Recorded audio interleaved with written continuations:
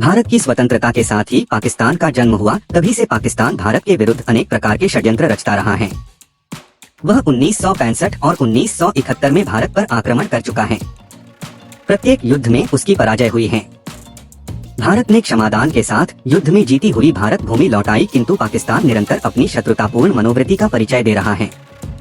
अपनी राजनीतिक, प्रशासकीय एवं आर्थिक कमजोरी को छिपाकर पाकिस्तानी जनता का ध्यान भटकाना, उसे भारत के विरुद्ध भड़काना तथा कश्मीर विजय का सपना लेकर भारत को प्रत्येक दृष्टि से कमजोर बनाना ही पाकिस्तान के राजनेताओं की विकृत मानसिकता का परिचायक है।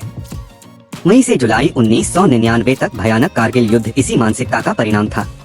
इस युद्ध में भी पाक को भारत के समक्ष घुटने टेकने पड़े और सारे संसार में उसकी छवि भी पूरी तरह से धूमिल हो गई।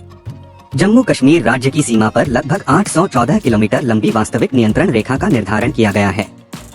यह नियंत्रण रेखा जम्मू कश्मीर के सीमावर्ती क्षेत्रों राजौरी, पुंछ, उड़ी, कुपवाला, कारगिल और लेह होते हुए सियाचिन तक जाती है। इस नियंत्रण रेखा से लगभग 6 किलोमीटर की दूरी पर राष्ट्रीय राजमार्ग जो श्रीनगर, कारगिल, द्रास और लेह को जोड़ता था। इस राजमार्ग के बंद होते ही लेह का संबंध देश से टूट जाता है।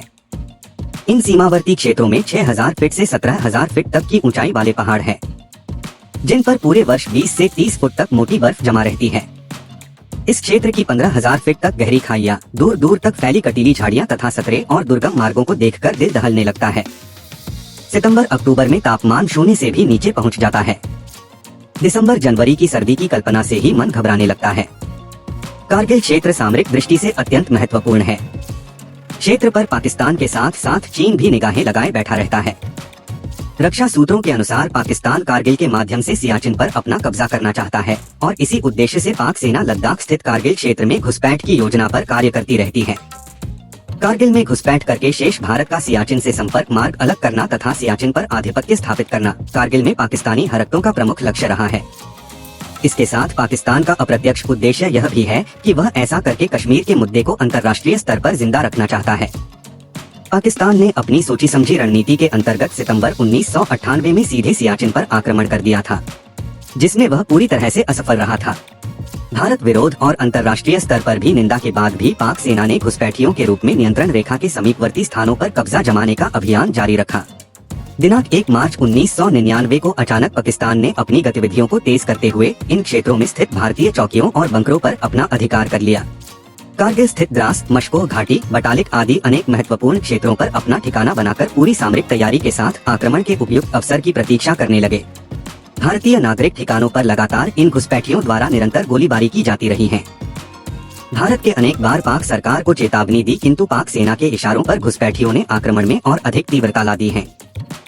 जम्मू कश्मीर के लद्दाख सेक्टर स्थित कारगिल द्रास क्षेत्र में पाकिस्तानी सेना ने 10 मई 1999 को अचानक ही भीषण बमबारी शुरू कर दी। इसके फलस्वरूप भारतीय आयुध भंडार में आग लग गई और 8 भारतीय सैनिक शहीद हो गए। भारत द्वारा विरोध करने के बाद भी पाक का आक्रमण और अधिक तेज हो गया।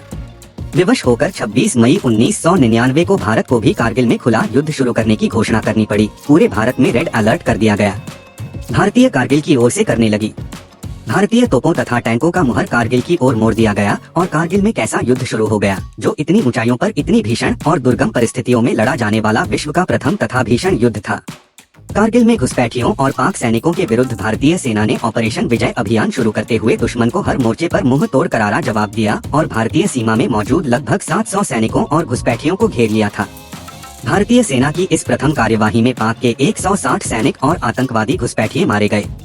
उसके बाद भारतीय सेना ने कारगिल की दुर्गम घाटियों, ऊंचे पहाड़ों, बर्फीले मार्गों और शत्रु की गोलीबारी की चिंता न करते हुए आंधी की तरह आगे बढ़ना शुरू कर दिया था। भारतीय सुरवीरों ने शीघ्र ही अनेक महत्वपूर्ण ठिकानों पर पुनः अपना कब्जा कर लिया तथा सैकड़ों घुसपैठियों को मौत के घाट उतार दिया। शत्रु को तेजी से पीछा करते हुए पॉइंट 4812 टाइगर हिल तथा जुगार हिल पर फिर से तिरंगा फहरा दिया और 12 जुलाई तक संपूर्ण द्रास और बटालिक सेक्टर भारतीय सेना के कब्जे में आ गए। भारतीय थल तथा वायु सेना के सैकड़ों जवानों ने इन क्षेत्रों पर कब्जा करने हेतु अपने प्राण न्योछावर कर दिए। थल सेना के साथ सहयोग करते हुए वायु सेना ने भी मातृभूमि की रक्षा के लिए इस पुण्य कार्य में अपने अदम्य शौर्य का परिचय दिया। युद्ध के दौरान संपूर्ण विश्व में पाक की घोर निंदा हुई तथा अंतर्राष्ट्रीय स्तर पर पाकिस्तान अकेला पड़ गया। भारत ने पाक को 17 जुलाई तक अपने घुसपैठिए वापस बुलाने की चुनौती देकर अपनी सामरिक कार्यवाही जारी रखी। इसी बीच युद्ध में अपनी पराजय देखकर पाकिस्तानी प्रधानमंत्री नवाज शरीफ ने अमेरिका पहुंचकर अमेरिकी राष्ट्रपति बिल क्लिंटन के साथ एक संयुक्त बयान जारी किया और घुसपैठियों की वापसी व नियंत्रण रेखा का सम्मान करने की घोषणा की। इसके बाद भी मशकोह, द्रास और कारगिल में घुसपैठियों की स्थिति बनी रही, जिन्हें भारतीय सेना ने जुलाई के अंतिम सप्ताह तक मौत की नींद सुला दिया और नियंत्रण रेखा के पार भागने पर विवश कर दिया। मातृभूमि की रक्षा के प्रति प्रतिबद्धता, अदम्य साहस, रण कौशल और जान हथेली पर रख करने वाले बहादुरों के दम पर लगभग 2 माह के छद्म युद्ध में ही भारत ने पाक को अपमानजनक पराजय का मुंह देखने के लिए विवश करते हुए अपनी एक से एक इंच भूमि पुनः प्राप्त कर ली। कारगिल युद्ध में भारतीय सैनिकों की बहादुरी रोमांचकारी, विस्मयकारी, हृदयद्रावक तथा बेमिसाल है।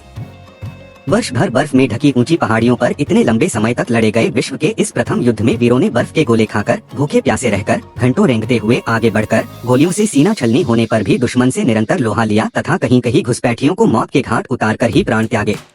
इसमें से अनेक सैनिक अपने माता पिता की एकमात्र संतान थे, कुछ अपनी बहनों का अकेला भाई थे, कुछ की शादी में केवल 1 सप्ताह से इस था, कुछ की शादी कुछ दिन पूर्व हुई थी, उसकी दुल्हन के हाथों की मेहंदी भी अभी छुट्टी नहीं थी।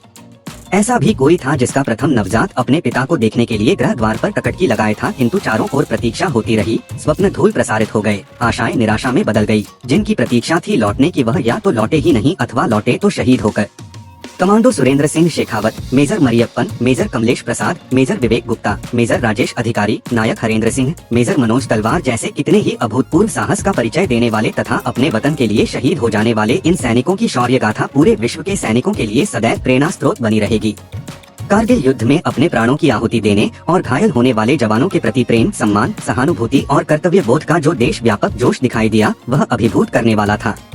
बच्चे से लेकर वृद्ध तक, भिखारी से लेकर उद्योगपति तक कारगिल के सैनिकों के लिए कुछ न कुछ करने को तत्पर थे।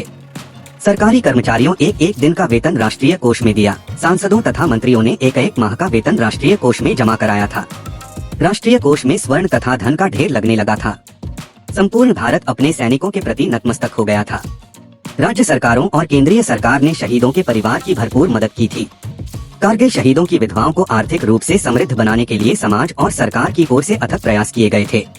कारगिल विजय भारतीय सेना की शौर्य गाथा है।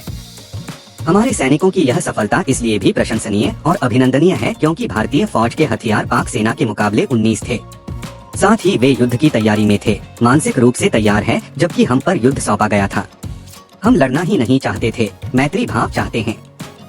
पूरे विश्व में भारत का समर्थन किया। कारगिल युद्ध से ही भारतीय फौज की शक्ति और सामर्थ्य को पूरे विश्व में स्वीकार किया।